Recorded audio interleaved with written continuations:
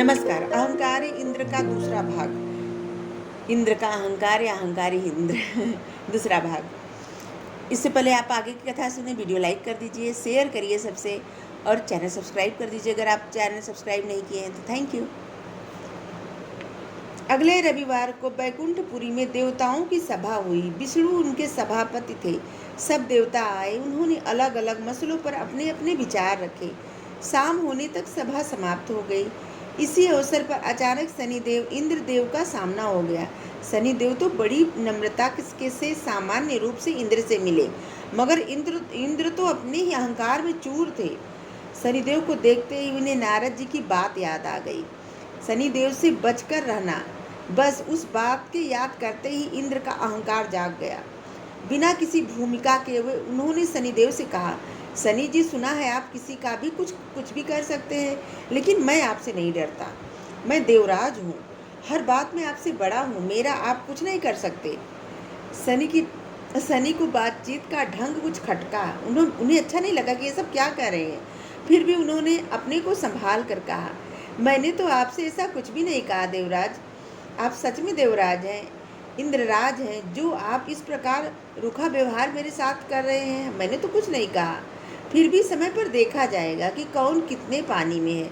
अभी मैं क्या कहूँ। समय पर क्या, अभी दिखाइए ना। वह समय आप आज ही बुला लीजिए।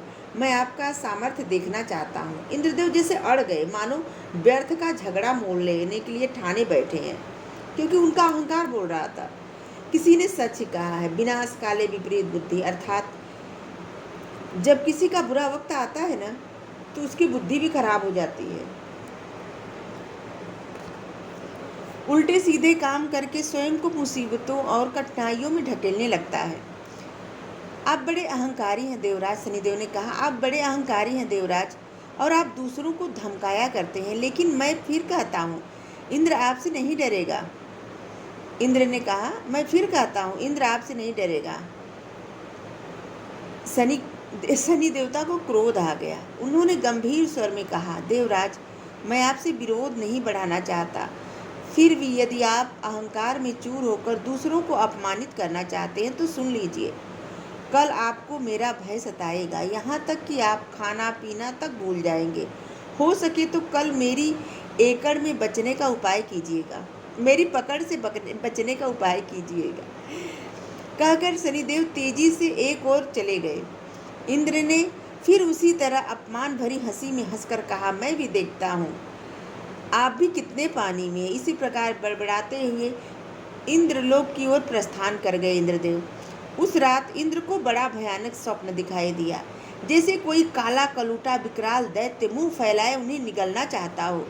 सवेरे नींद से उठकर उन्होंने सोचा, उस भयानक स्वप्न का क्या अर्थ हो सकता है। क्या पता यह शनि की ही कोई करतूत हो।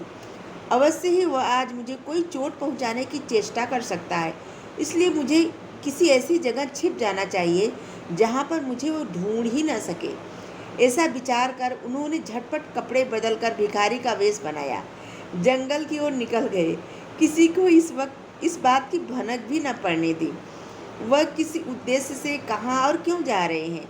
यहाँ तक कि अपनी पत्नी इंद्राणी को भी उन्होंने कुछ नहीं बताया। किसी को इस विषय में कुछ भी न बताने के कारण भी था। इंद्र को इस बात का पता था कि वे मेरे स्वभाव और व्यवहार से कई देवता रूठे रहते हैं, इसलिए उन्हें शंका हुई तो कहीं ऐसा न हो कि वे शनि की सहायता करने लगे और उस दशा में मैं अकेला हो जाऊंगा। बस इस विचार को उठते ही उनका साहस छूट गया और वो भयभीत होकर जंगल के घने भाग में जाकर घुस गए। अब तक एक पहर दिन चढ़ आया। इंद्र ने सोचा, आखिर जब शनि ने मुझे चुनौती दी है तो मेरी खोज तो करेंगे ही।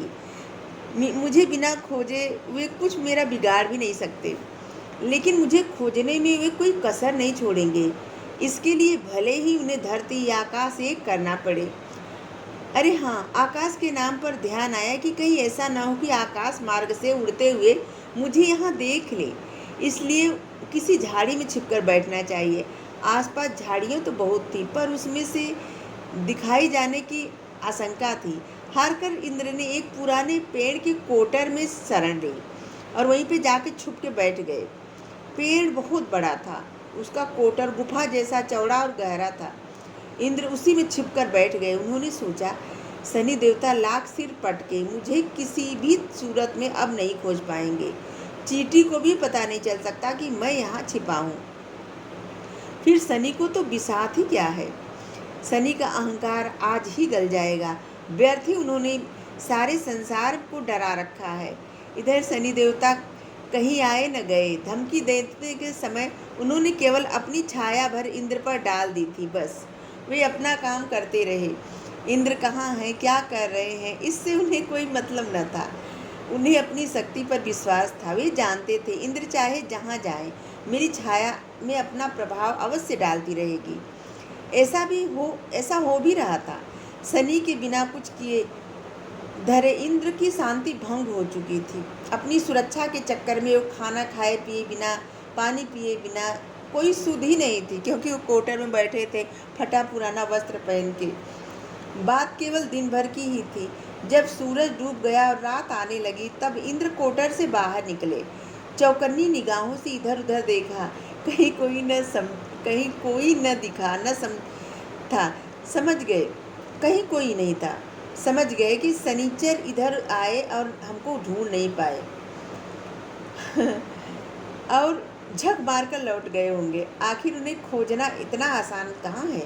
मेरी गंध तो हवा को भी नहीं मिली, शनि की क्या गिनती है।